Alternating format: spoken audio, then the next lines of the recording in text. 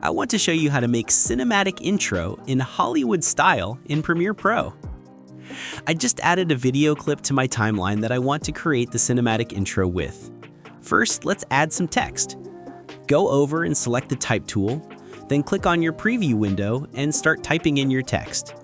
Extend the duration of your text layer to about 5 seconds, then move the layer ahead 1 second on the timeline. Now head over and click on the Essential Graphics tab. Here you can modify things like the text size and the font. For our intro, I'm going with the Calibri font and decreasing the text size a little.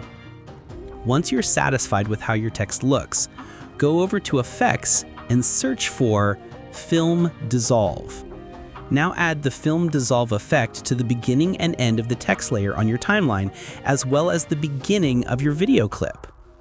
Click and extend the duration of both film dissolves at the start of the layers to 2 seconds.